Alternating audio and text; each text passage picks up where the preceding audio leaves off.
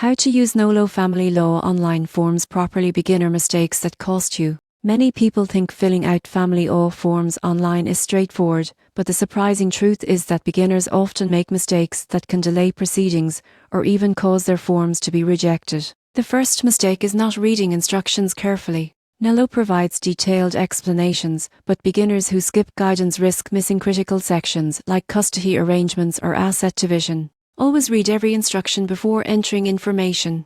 Another common error is using the wrong form. Nolo offers forms for divorce, child support, custody, and more, and using incorrectly can create confusion or require resubmission. Identify the specific legal need first. Many users fail to provide complete and accurate information. Omitting dates, addresses, or financial details may lead to court delays. Double-check all entries and attach supporting documents when needed.